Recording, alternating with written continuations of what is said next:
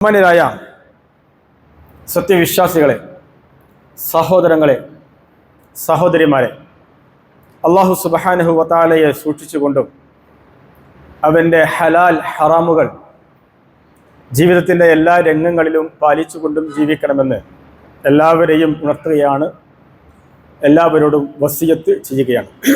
അല്ലാഹു സുബ്ഹാനഹു വ തആല അവൻ്റെ ഉത്തമദാസന്മാരുടെ കൂട്ടത്തിൽ ഉൾപ്പെടുത്തി നമ്മെ ഏവരെയും അനുഗ്രഹിക്കുമാറാവട്ടെ. മരണപ്പെടുന്നതിന് മുമ്പ് ഹുസ്നുൽ ഖാത്തിമ, നല്ല പര്യവസാനം നൽകി അല്ലാഹു സുബ്ഹാനഹു വ തആല നമ്മെ എല്ലാവരെയും അനുഗ്രഹിക്കുമാറാവട്ടെ. പ്രിയമുള്ള സഹോദരങ്ങളെ, സഹോദരിമാരെ,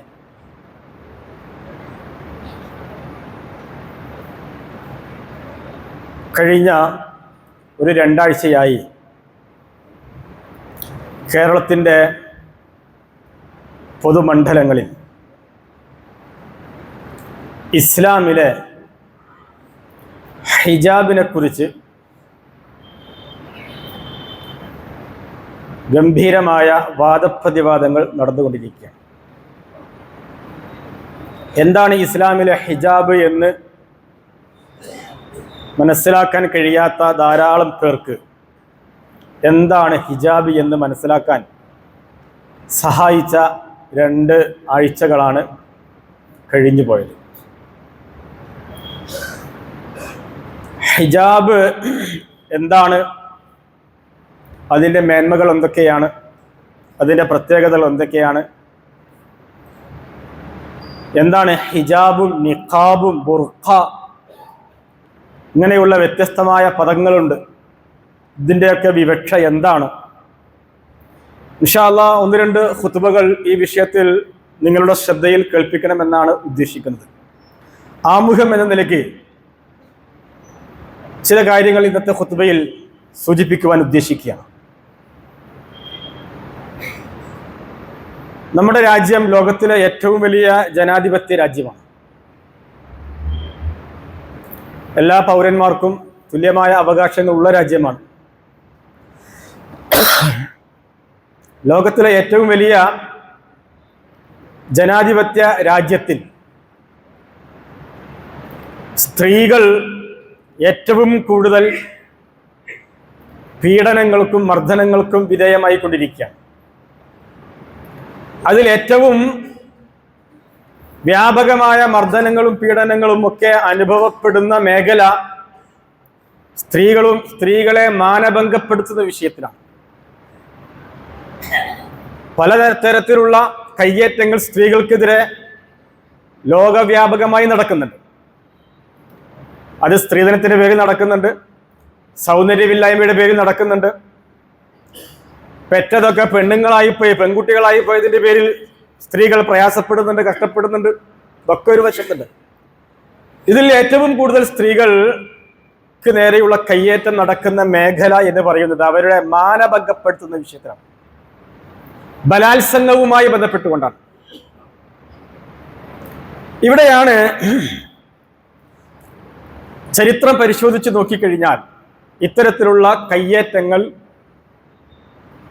നൂറ്റാണ്ടുകൾക്ക് മുമ്പ് തന്നെ ലോകത്ത് നടന്നുകൊണ്ടിരിക്കുന്നുണ്ട്. റസൂലുള്ളാഹി സ്വല്ലല്ലാഹു അലൈഹി വസല്ലമ ജനിക്കുന്ന സന്ദർഭത്തിൽ 1450 കൊല്ലങ്ങൾക്ക് മുമ്പ് അറേബ്യൻ സമൂഹത്തിൽ ഒരു പെൺകുഞ്ഞ് ജനിക്കുന്നത് തന്നെ പാതകമായിട്ടാണ് കണ്ടിരുന്നത്. അവൾക്ക് ജനിക്കാൻ അവകാശമില്ല, ജനിച്ചാൽ തന്നെ ജീവിക്കാനും അവകാശമില്ല. അതായിരുന്നു അറബികളുടെ കെമിസ്ട്രി. ആ അറേബ്യൻ സമൂഹം അതുകൊണ്ട് തന്നെ ജനിച്ചു വീണ പെൺകുഞ്ഞിനെ നിർദാക്ഷിണ്യം കൊലയ്ക്ക് വിധേയമാക്കിയിരുന്നു. അതേ സംബന്ധിച്ച് പരിശുദ്ധ ഖുർആൻ ചില സ്ഥലങ്ങളിൽ പറഞ്ഞിട്ടുണ്ട്. വഇദാ ബുശ്ശിറ അഹദുഹും ബിൽ ഉൻസ വല്ല വജ്ഹുഹു മുസ്വദ്ദൻ വഹുവ ഖളീ. ആ നാട്ടിൽ ഒരു പെൺകുട്ടി ജനിക്കപ്പെട്ടിരിക്കുന്നു എന്ന സന്തോഷ വാർത്ത ആരെങ്കിലും ഒരാൾ പറഞ്ഞാൽ ആ നാട്ടുകാർക്ക് അത് സന്തോഷ വാർത്തയല്ല, വീട്ടുകാർക്കും സന്തോഷ വാർത്തയല്ല, ആ സ്ത്രീയുടെ ഭർത്താവിനും അത് സന്തോഷ വാർത്തയല്ല, ആ സ്ത്രീക്ക് മാത്രമാണ്. ബാക്കി എല്ലാവർക്കും അതൊരു കെട്ട വാർത്തയാണ്.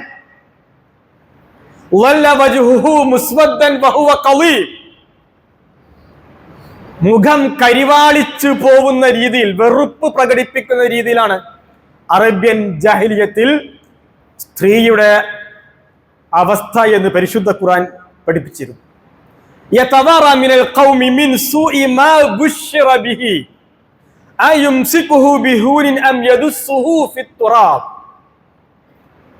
പെൺകുട്ടി ജനിക്കപ്പെട്ടു എന്ന് അറബ് സമൂഹത്തിൽ, അയൽവാസികൾക്കിടയിൽ, നാട്ടിൽ വ്യാപകമായ പ്രചാരം ലഭിക്കുമ്പോൾ അപമാന ഭാരം താങ്ങാനാവാതെ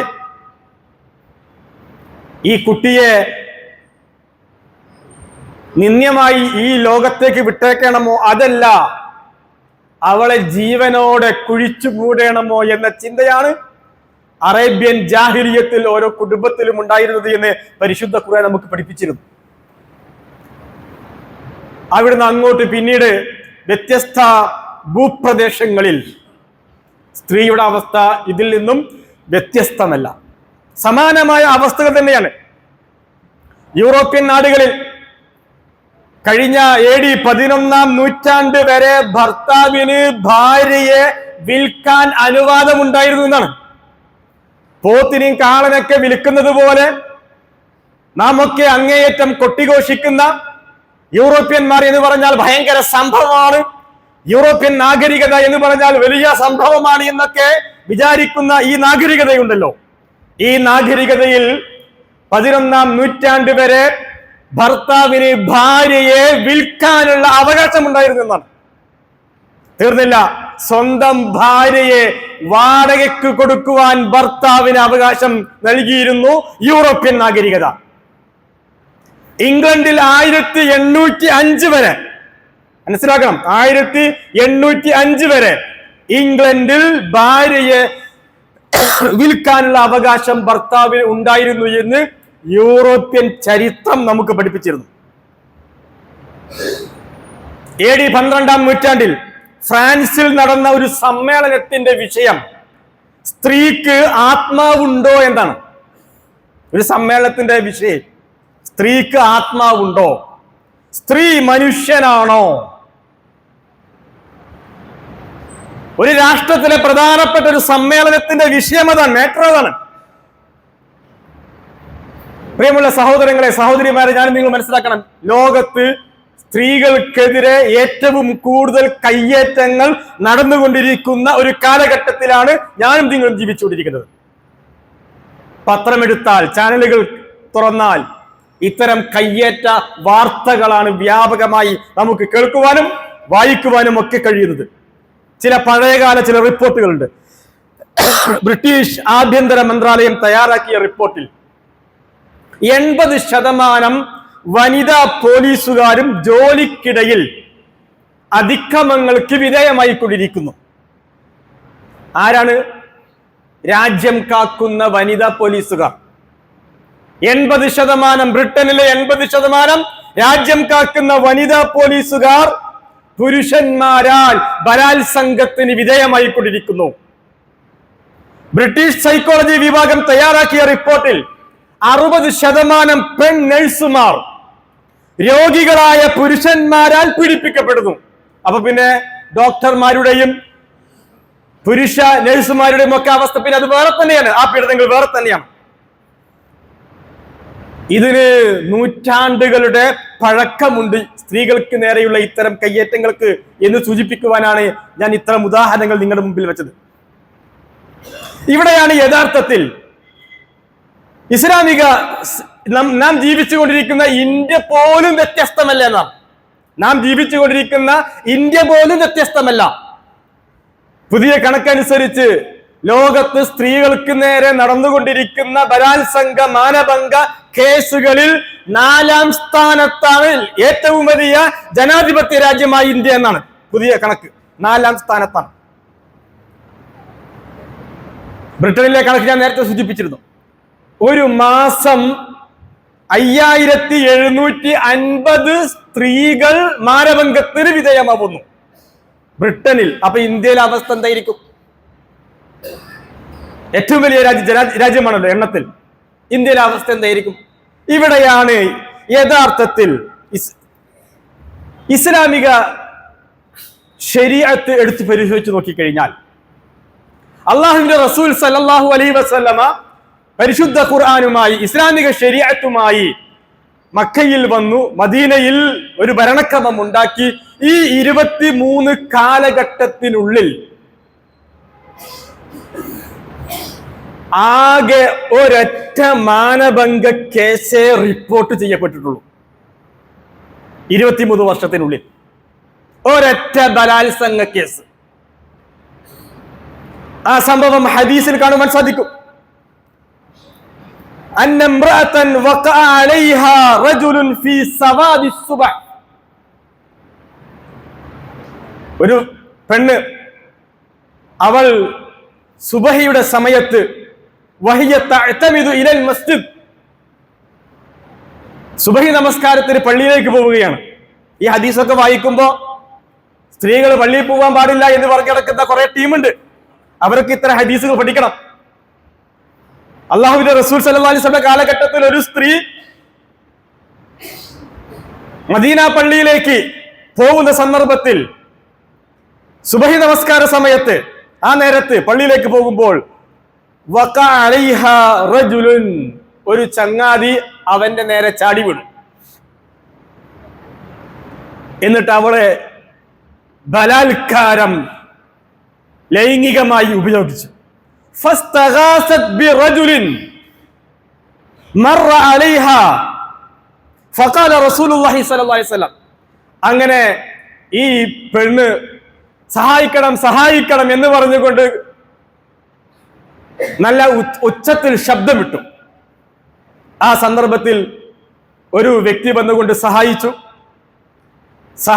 അതിനുശേഷം എന്നെ ഒരു ചങ്ങാതി പീഡിപ്പിച്ചു എന്ന് പറഞ്ഞപ്പോൾ സഹായിക്കാൻ വന്ന ആളാണ് ഇത് വിചാരിച്ചുകൊണ്ട് റസൂലുള്ളാഹി സ്വല്ലല്ലാഹു അലൈഹി വസല്ലമ ആ സഹായിക്കാൻ വന്ന ആളെ ഇസ്ലാമികമായ ശിക്ഷ നടപ്പിലാക്കുവാൻ വേണ്ടി കൽപ്പിച്ചു. അപ്പോൾ ആ പുരുഷൻ പറഞ്ഞു, ഞാൻ ഒച്ച കേട്ടപ്പോൾ ഞാൻ സഹായിക്കാൻ പോയതാണ്, ഞാനല്ല ചെയ്തത്, വേറൊരാളാണ് ചെയ്തത്. അങ്ങനെ ശിക്ഷ നടപ്പിലാക്കുവാൻ, നിരപരാധിയെ ശിക്ഷ നടപ്പിലാക്കുന്ന ഘട്ടം വന്നപ്പോൾ കുറ്റം ചെയ്ത ആൾ റസൂലെ ഞാനാണ് കുറ്റം ചെയ്തത് എന്ന് പറഞ്ഞുകൊണ്ട് റസൂലിനോട് ശിക്ഷ ഏറ്റുവാങ്ങിയ ചരിത്രം നമുക്ക് കാണുവാൻ സാധിക്കുന്നു. 23 വർഷക്കാലം അള്ളാഹുവിന്റെ റസൂൽ സല്ലല്ലാഹു അലൈഹി വസല്ലമ മക്കയിലും മദീനയിലുമായി മുസ്ലിം സമൂഹത്തെ നയിച്ചുകൊണ്ടിരുന്നപ്പോൾ ആകെ ഒരൊറ്റ ബലാത്സംഗ കേസാണ് റിപ്പോർട്ട് ചെയ്തത് എന്നാണ്. എന്തുകൊണ്ടാണ് ഇങ്ങനെ സാധിച്ചത്? ഇസ്ലാമിന് ലോകത്ത് വ്യാപകമായി സ്ത്രീകൾ കൂട്ടമായും ഒറ്റയ്ക്കായും ഒക്കെ മാനഭംഗത്തിനും ബലാത്സംഗത്തിനും വിധേയമാക്കപ്പെടുമ്പോൾ എന്തുകൊണ്ട് ഇസ്ലാമിക വ്യവസ്ഥയിൽ ഇത്തരം കേസുകൾ വളരെ അപൂർവമായി കാണപ്പെട്ടത് എന്നത് ഞാനും നിങ്ങളുമൊക്കെ ഒരു പരിശോധന നടത്തേണ്ടതുണ്ട്. ഇവിടെയാണ് അള്ളാഹുവിന്റെ റസൂൽ സല്ലല്ലാഹു അലൈഹി വസല്ലമ തന്റെ മുമ്പിൽ കിട്ടിയ ആളുകളോട് ആദ്യം തന്നെ വ്യഭിചാരത്തിന്റെ ശിക്ഷയെ പറ്റിയല്ല പറഞ്ഞത്, മോഷണത്തിന്റെ ശിക്ഷയെ പറ്റിയല്ല പറഞ്ഞത്, തോന്നിയവാസങ്ങൾ ചെയ്യുമ്പോൾ ലഭിക്കുന്ന ശിക്ഷയെ പറ്റിയല്ല അള്ളാഹുവിന്റെ റസൂൽ സല്ലല്ലാഹു അലൈഹി വസല്ലമ തന്റെ മുന്നിൽ ലഭിച്ച ആളുകളോട് പറഞ്ഞത്.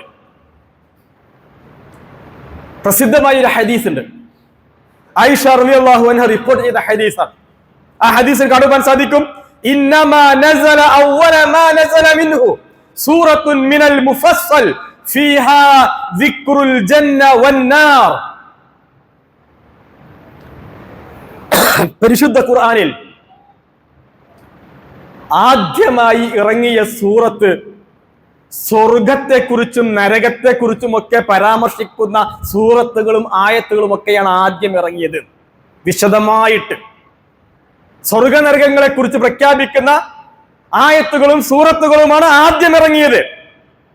ഇദാ സാബന്നാസു ഇലൽ ഇസ്ലാം, അങ്ങനെ ജനങ്ങൾ ഇസ്ലാമിലേക്ക് ഇസ്ലാം സ്വീകരിക്കാൻ തുടങ്ങി. വരാനിരിക്കുന്ന ലോകത്തെ ഭീകരമായ നരകത്തെ കുറിച്ച് ഓർക്കുകയും വരാൻ പോകുന്ന സുഹൃതം ചെയ്ത ആളുകൾക്ക് ലഭിക്കാൻ പോകുന്ന സ്വർഗത്തെ കുറിച്ച് ഓർക്കുകയും ചെയ്തപ്പോൾ അവർ പ്രവാചകന്റെ വാക്കുകൾക്ക് ചെവി കൊടുക്കുകയും ആ ആദർശത്തിൽ വിശ്വസിക്കുകയും ചെയ്തു. ആയിഷ റളിയല്ലാഹു അൻഹ വീണ്ടും പറയുകയാണ്, അതിനുശേഷമാണ് നസലൽ ഹലാൽ വൽ ഹറാം, അഹ്കാമുകൾ, ഹലാല് ഹറാമുകൾ, ഇന്നത് ചെയ്യാൻ പാടില്ല, ഇന്നത് ചെയ്യാൻ പാടില്ല എന്ന വിധികളൊക്കെ ഇറങ്ങിയത് അതിനുശേഷമാണ്. ഏതിനുശേഷം? സ്വർഗ നരകവുമായി ബന്ധപ്പെട്ടുകൊണ്ടുള്ള ആയത്തുകളും സൂറത്തുകളും ഒക്കെ ഇറങ്ങിയതിനു ശേഷമാണ് ഇത്തരം വിഷയങ്ങളിലുള്ള അഹ്കാമുകൾ, വിധികൾ ഇറങ്ങിയത്. എന്നിട്ട് ആയിഷ റളിയല്ലാഹു അൻഹ പറയുന്നു, വലൗ നസല അവ്വല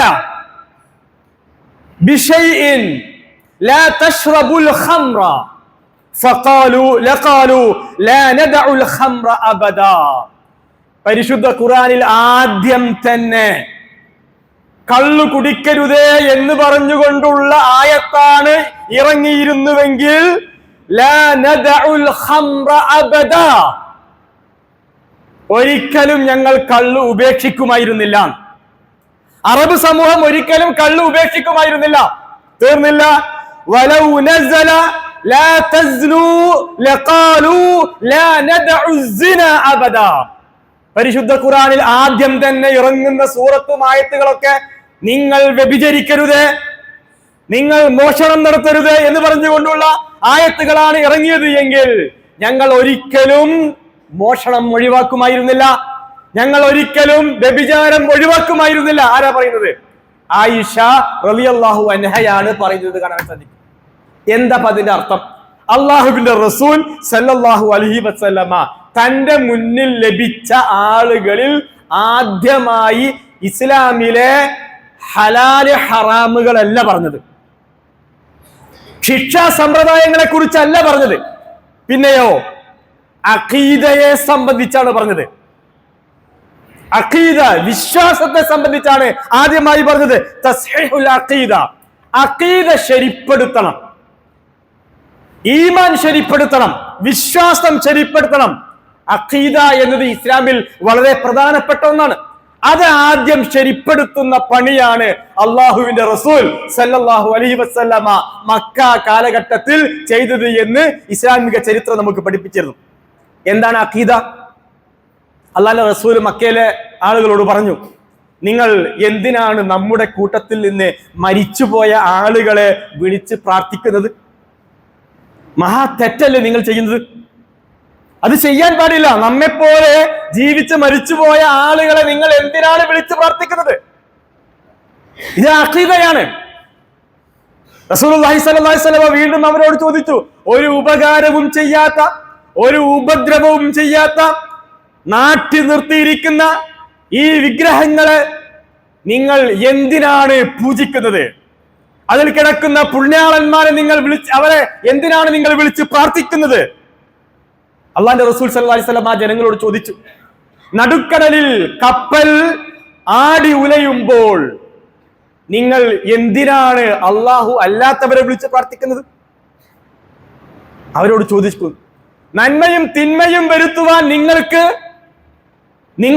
നമ്മുടെ നാട്ടിലെ പുണ്യാളന്മാർക്ക് ആർക്കും കഴിയുകയില്ല. എന്റെ ജീവിതത്തിൽ നന്മ വരുത്തുവാൻ, തിന്മ വരുത്തുവാൻ ഒരു ഔലിയ പാപ്പാക്കും കഴിയില്ല, ഒരു പണിക്കർക്കും കഴിയില്ല, ഒരു ജ്യോത്സ്യനും കഴിയില്ല. അല്ലാഹുവിന്റെ റസൂൽ സമൂഹത്തോട് പഠിപ്പിക്കുക. നമ്മുടെയൊക്കെ നാട്ടിൽ എന്താ അവസ്ഥ? മുസ്ലിം സമുദായത്തില് തട്ടമിട്ട പർദ്ദയിട്ട പെണ്ണുങ്ങളൊക്കെ ജ്യോത്സ്യന്മാരുടെയും പണിക്കന്മാരുടെയും വീടുകളും കേന്ദ്രങ്ങളും കയറിയിറങ്ങുകയാണ്. ദുനിയാവിലെ ബറക്കത്തിന് വേണ്ടിയിട്ട്, അനുഗ്രഹത്തിന് വേണ്ടിയിട്ട്. ഇതൊക്കെ നമ്മുടെ നാട്ടിൽ നമ്മൾ കാണുമ്പോൾ ശ്രദ്ധിക്കും. എന്റെ വീട്ടിലെ തൊട്ട അമ്പലമാണ്. ആ അമ്പലത്തിൽ ആൽമരമുണ്ട്. ആ ആൽമരമാണ് കുറച്ചു മുമ്പ് ആൽമരം പുഴങ്ങി വീണു, കൊമ്പൊക്കെ പൊട്ടി വീണു. ആ ആൽമരത്തിന്റെ എന്റെ ഉമ്മ പറയും, അതാ പർദ്ദട്ട പെണ്ണുങ്ങൾ ഇങ്ങനെ ആൽമരത്തിന് ചോട്ട് ഇങ്ങനെ കറങ്ങിക്കൊണ്ടിരിക്കണു. ഇതൊക്കെ ആ ഭാഗത്താണ്. അപ്പൊ ഈ ഭാഗത്തൊക്കെ ഉള്ള അവസ്ഥ എന്തായിരിക്കും? ഈ ആലത്തൂര് ഭാഗത്തും നെന്മാറ ഭാഗത്തും ചിറ്റൂര് ഭാഗത്തും കൊല്ലങ്കോട് ഭാഗത്തും ഒക്കെയുള്ള തമിഴ്നാടിനോട് ചേർന്ന് നിൽക്കുന്ന ഇത്തരം പ്രദേശങ്ങളിലെ മുസ്ലിം സമുദായത്തിന്റെ അവസ്ഥ എന്തായിരിക്കും? ഇവിടെയാണ് റസൂലുള്ളാഹി സ്വല്ലല്ലാഹു അലൈഹി വസല്ലം അവരോട് പറഞ്ഞത്, നന്മ വരുത്തുവാനും തിന്മ വരുത്തുവാനും ഒരു ഔലിയക്കും കഴിയില്ല, ഒരു പണിക്കർക്കും കഴിയില്ല, ഒരു ജ്യോത്സ്യനും കഴിയില്ല. നമ്മുടെ ആളുകൾ ഖബറുകളിലേക്ക് പായുന്നതിന്റെ കാരണം എന്താണ്? അതിൽ കിടക്കുന്ന ആളുകൾക്ക് എന്റെ ബിസിനസ്സിൽ നഷ്ടം ഒഴിവാക്കാൻ കഴിയും, ലാഭമുണ്ടാക്കി തരാൻ കഴിയും, എന്റെ ജീവിതത്തിൽ അനുഗ്രഹങ്ങൾ ഉണ്ടാക്കുവാൻ കഴിയും. അവർക്ക് ഈ ധാരണയല്ലേ പലപ്പോഴും പല കേന്ദ്രങ്ങളിലേക്കും ഈ സമുദായത്തെ എത്തിക്കുന്നത്. അള്ളാഹുവിന്റെ റസൂൽ സല്ലല്ലാഹു അലൈഹി വസല്ലമ മക്ക കാലഘട്ടത്തിൽ ആ ജനങ്ങളുടെ അഖീദ ശരിപ്പെടുത്തുന്ന നിർദ്ദേശങ്ങളാണ് ചോദിച്ചത്. വീണ്ടും പറഞ്ഞു, നിങ്ങൾ ആൾ ദൈവങ്ങളെയും പുണ്യാളന്മാരെയും നിങ്ങൾ ആരാധിക്കരുതേ. അവർക്ക് മനുഷ്യന്റെ കണ്ണിമ വെട്ടുന്നത് പോലും അവർക്കറിയില്ല. അതറിയുന്നവൻ അള്ളാഹുവാണ്. അല്ലാഹു യഅലമു ഖായിനത്തൽ അയുൻ വയഅലമു മാ ഫിസ് സുദൂർ. ഒരു മനുഷ്യന്റെ കണ്ണിമ വെട്ടുന്നത് പോലും അറിയുന്നവൻ അള്ളാഹുവാണ്. നമ്മുടെ ഹൃദയങ്ങളിലെ രഹസ്യങ്ങൾ പോലും അറിയുന്നവൻ അള്ളാഹുവാണ്. ലാ തഅസുബു അൻ ഇൽമിഹി മിസ്ഖാലു ദർറത്തിൻ ഫിൽ അർളി വലാ ഫിസ് സമാ. ഒരു അണുമണി തൂക്കം കാര്യങ്ങൾ പോലും അള്ളാഹുവിന്റെ പിടുത്തത്തിൽ നിന്ന് മാറിപ്പോകുന്നില്ല.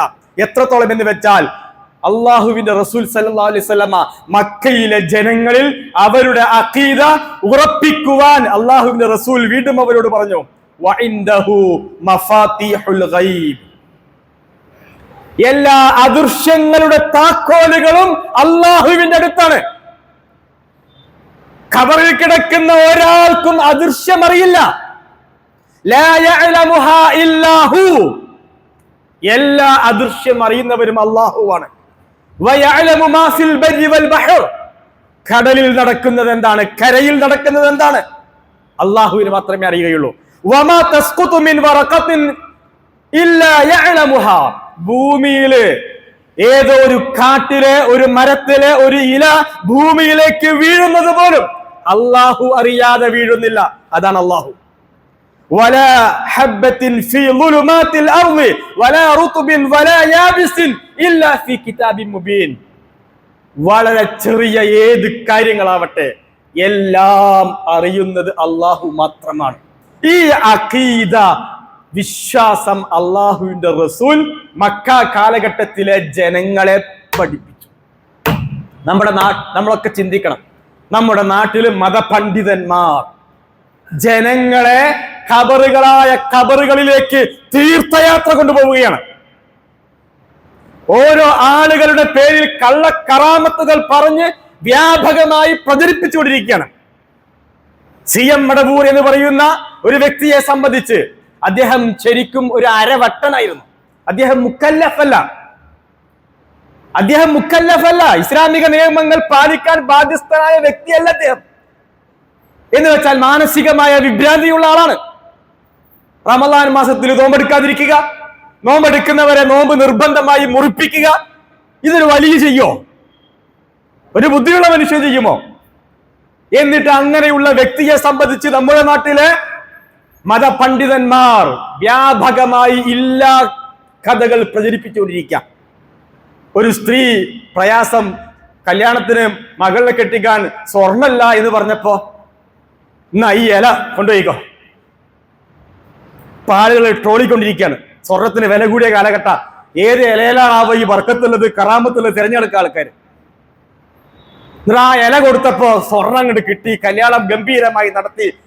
ഈ ജാതി അന്ധമില്ലാത്ത മുസ്ലിം സമുദായത്തെ അവരുടെ മുകളിൽ കുതിര കയറാൻ പറ്റുന്ന സംഘപരിവാറിനും അതേപോലെ തന്നെ യുക്തിവാദികൾക്കുമൊക്കെ നിരീശ്വരവാദികൾക്കുമെല്ലാം കുതിര കയറാൻ പറ്റുന്ന രീതിയിലുള്ള കള്ളക്കറാമത്തുകൾ പ്രചരിപ്പിച്ചുകൊണ്ടിരിക്കുന്ന ഒരു സന്ദർഭത്തിലാണ് ഞാനും നിങ്ങളുമൊക്കെ ജീവിക്കുന്നത്. ഇവിടെയാണ് അള്ളാഹുവിന്റെ റസൂൽ സല്ലല്ലാഹു അലൈഹി വസല്ലമ തന്റെ മുന്നിൽ ലഭിച്ച ആളുകൾ, തന്റെ മുമ്പിൽ ലഭിച്ച ആളുകളെ ആദ്യമായി അവരിൽ മാറ്റം വരുത്തിയത് അഖീദ മാറ്റമാണ്.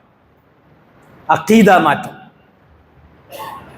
ആ അഖീദ മാറ്റത്തിന് ശേഷം പിന്നീട് റസൂൽ സല്ലല്ലാഹു അലൈഹി വസല്ലമ അവരോട് പറഞ്ഞു, അസ്സുമുൽ ഖുലുഖി, ഉയർന്ന ധാർമ്മികമായ മൂല്യങ്ങൾ അവർക്ക് പഠിപ്പിച്ചു കൊടുത്ത അല്ലാഹുവിന്റെ റസൂൽ. ധാർമ്മികമായ മൂല്യങ്ങൾ. എന്തെല്ലാം ധാർമ്മികമായ മൂല്യങ്ങൾ? സത്യം മാത്രമേ പറയാവൂ, നുണ പറയരുതേ. ഇത് വല്ലാത്തൊരു ധാർമ്മിക മൂല്യമാണ്. നമ്മളൊക്കെ നാട്ടിലെ കച്ചവടക്കാരും ഭൂമി മുതലാളിമാരും ഭൂമി കച്ചവടം നടത്തുന്നവരും കാർ കച്ചവടം നടത്തുന്നവരും മറ്റ് സ്വഭാവത്തിലുള്ള കച്ചവടം നടത്തുന്നവരൊക്കെ കച്ചവടത്തിൽ വ്യാപകമായ നുണ പറച്ചിൽ ഉപയോഗിച്ചുകൊണ്ടാണ് കച്ചവടം നടത്തുന്നത്, എല്ലാ മേഖലയിലും. ഇവിടെയാണ് റസൂലുള്ളാഹി സ്വല്ലല്ലാഹു അലൈഹി വസല്ലമ തന്റെ മുമ്പിൽ ലഭിച്ച ആ ജനങ്ങളോട് മക്ക കാലഘട്ടത്തിൽ അല്ലാഹുവിന്റെ റസൂൽ പറഞ്ഞു, നുണ പറയരുത്, സത്യം മാത്രമേ പറയാവൂ. എത്ര കയ്പുള്ളതാണെങ്കിലും സത്യമേ പറയാവൂ. ഇതൊക്കെ വേറെ തന്നെ ഖുതുബ നടത്തേണ്ട വിഷയമാണ്. അളവ് തൂക്കത്തിൽ കൃത്രിമം കാണിക്കുവാൻ പാടില്ല. മറ്റൊരു ധാർമ്മിക മൂല്യം, അയൽവാസികളോട് നല്ല നിലയിലേ പെരുമാറാവൂ. അവരുടെ അവകാശങ്ങൾ പാലിക്കണം, അവരെ ആദരിക്കണം, ബഹുമാനിക്കണം. നമ്മുടെയൊക്കെ നാട്ടിൽ എന്താ അവസ്ഥ? അയൽവാസിയുടെ പറമ്പ് എങ്ങനെ എനിക്കാക്കി മാറ്റാം എന്ന് ചിന്തിച്ചുകൊണ്ടിരിക്കുകയാണ്. അയൽവാസിയുടെ പറമ്പാണ് എങ്കിൽ ആ പറമ്പിൽ മ്ലേച്ഛമായ സാധനങ്ങൾ കൊണ്ടുപോയി കൊട്ടുക, വീട്ടിലെ കക്കൂസിന്റെ മാലിന്യങ്ങൾ ആരോടും ചോദിക്കാതെ അയൽവാസിയുടെ പറമ്പിൽ കൊണ്ടുപോയി തള്ളുക. ഈ തരത്തിലുള്ള വൃത്തികെട്ട സംഭവങ്ങളൊക്കെ ഈ സമുദായത്തിന്റെ അയൽപക്കങ്ങളിൽ നമുക്ക് കാണുവാൻ സാധിക്കുന്നുണ്ട്. ഇവിടെയാണ് അള്ളാഹുവിന്റെ റസൂൽ സല്ലല്ലാഹു അലൈഹി വസല്ലം അയൽപക്കവുമായി ബന്ധപ്പെട്ടുകൊണ്ട് ഒരുപാട് സംഗതികൾ പഠിപ്പിച്ചു കൊടുത്തു. അനാഥകളെ അഗതികളെ പരിഗണിക്കേണ്ട ആവശ്യം അവരോട് പറഞ്ഞു. ഇങ്ങനെ ധാർമ്മികമായ ഒരു അന്തരീക്ഷം അള്ളാഹുവിന്റെ റസൂൽ സല്ലല്ലാഹു അലൈഹി വസല്ലം സൃഷ്ടിച്ചു. മ്ലേച്ഛമായ കാര്യങ്ങൾ ചെയ്യാൻ തോന്നാതിരിക്കുമാർ മ്ലേച്ഛതയുമായി ബന്ധപ്പെട്ട നിയമങ്ങൾ അവരെ പഠിപ്പിച്ചു കൊടുത്തു. വലാ തഖ്റബു സിന, നിങ്ങൾ വ്യഭിചാരത്തിലേക്ക് അടുക്കരുത് എന്നാ പറഞ്ഞത്. വ്യഭിചരിക്കരുത് പിന്നെയാണ് പറഞ്ഞത്. അതിനു മുമ്പ് പറഞ്ഞു വ്യഭിചാരത്തിലേക്ക് അടുക്കരുത്. വലാ തഖ്റബു സിന. അതുമായി ബന്ധപ്പെട്ട ധാരാളം നിയമങ്ങൾ പഠിപ്പിച്ചു കൊടുത്തു. അതൊക്കെ ഓരോന്നോരോന്ന് വേർത്തിന് പറയേണ്ടതുണ്ട്. നമ്മുടെ നാട്ടിലൊക്കെ എന്താ അവസ്ഥ? വ്യഭിചാരത്തിലേക്ക് അടുക്കുന്ന വഴികളിൽ ആണും പെണ്ണുമൊക്കെ വ്യാപൃതരായിക്കൊണ്ടിരിക്കുകയാണ്. ഓഫ്ലൈൻ മാത്രമല്ല, ഓൺലൈനിലും വ്യാപകമായ വൃത്തികെട്ട രീതിയിലുള്ള ചാറ്റിങ്ങും ചീറ്റിങ്ങും ഒക്കെയാണ് നടന്നുകൊണ്ടിരിക്കുന്നത്. അതിൽ തട്ടമിട്ട പെണ്ണും പർദ്ദയിട്ട പെണ്ണും പർദ്ദയിടാത്ത പെണ്ണും ഒന്നും ഒരു വ്യത്യാസവുമില്ല. എല്ലാവരും തനിക്ക് ഭർത്താവ് ഉണ്ടായിരിക്കെ തന്നെ, തന്നെ സ്നേഹിക്കുന്ന ഭർത്താവ് ഉണ്ടായിരിക്കെ തന്നെ, ഇസ്ലാം അനുവദിക്കാത്തവനുമായി ഓൺലൈനിൽ ചാറ്റിക്കൊണ്ടിരിക്കുന്നു. പുരുഷന്മാരും അങ്ങനെ തന്നെയാണ്. തനിക്കൊരു ഭാര്യയുണ്ട്, ആ ഭാര്യ ഉണ്ടായിരിക്കെ തന്നെ ആരാന്റെ ഭാര്യമാരുമായി ചങ്ങാത്തത്തിൽ ഏർപ്പെട്ടുകൊണ്ട് അത് ഓഫ്ലൈനിലും ഓൺലൈൻ വ്യത്യാസമില്ലാതെ വൃത്തികേടുകളിലേക്ക് പോയിക്കൊണ്ടിരിക്കുകയാണ്. ഇവിടെയാണ് അള്ളാഹുവിന്റെ റസൂൽ സല്ലല്ലാഹു അലൈഹി വസല്ലമ മക്ക കാലഘട്ടത്തിൽ തനിക്ക് തന്റെ മുന്നിൽ കിട്ടിയ ജനങ്ങളോട് അള്ളാഹിന്റെ റസൂൽ ധാർമ്മികമായ ഉപദേശങ്ങൾ അവർക്ക് നൽകി. അതിലൊന്നാണ് വ്യഭിചാരത്തിലേക്ക് അടുക്കരുത് എന്നത്. നിങ്ങൾ വ്യഭിചരിക്കരുത്. മറ്റൊന്ന്, ഇവിടെയാണ് ഇതുമായി ബന്ധപ്പെട്ടുകൊണ്ട് ഇസ്ലാം ഒരുപാട് നിയമങ്ങൾ നിർദ്ദേശങ്ങൾ നൽകി. സ്ത്രീകൾ പാലിക്കേണ്ട വളരെ പ്രധാനപ്പെട്ട സമൂഹത്തിൽ ഒരു ധാർമ്മിക സദാചാര ബോധമുള്ള ഒരു സമൂഹം രൂപപ്പെടണമെങ്കിൽ ആ സമൂഹത്തിലെ സ്ത്രീകൾ ശ്രദ്ധിക്കേണ്ട വളരെ പ്രധാനപ്പെട്ട ഒരു വിഷയമാണ് ഹിജാബ് എന്ന് പറയുന്ന വിഷയം. ഇൻഷാ അല്ലാഹ് അതുമായി ബന്ധപ്പെട്ടുകൊണ്ടുള്ള അതിന്റെ വ്യത്യസ്തമായ വിശദീകരണങ്ങൾ അടുത്ത ഖുത്ബയിൽ കേൾപ്പിക്കുന്നതാണ്. കാര്യങ്ങൾ മനസ്സിലാക്കുവാൻ സർവശക്തനായ അല്ലാഹു സുബ്ഹാനഹു വ തആല നമ്മെ എല്ലാവരെയും അനുഗ്രഹിക്കുമാറാവട്ടെ.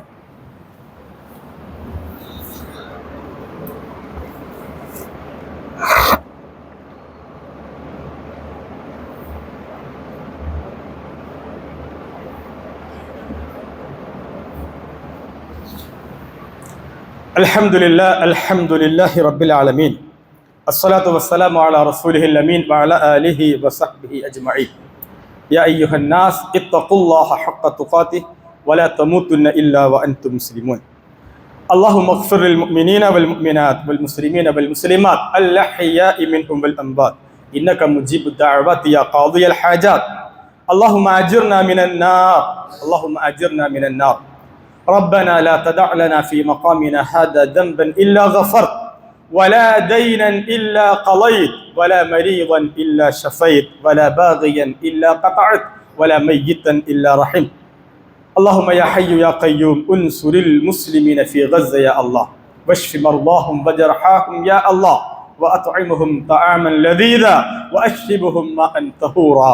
اللهم يا حي يا قيوم حرر المسجد الأقصى من أيدي اليهود الفاشيين. اللهم دمر اليهود الفاشيين الصهيونيين. اللهم دمر سلطنة أمريكا يا الله. ربنا تقبل منا إنك أنت السميع العليم، وتب علينا إنك أنت التواب الرحيم. آمين برحمتك يا أرحم الراحمين، والحمد لله رب العالمين.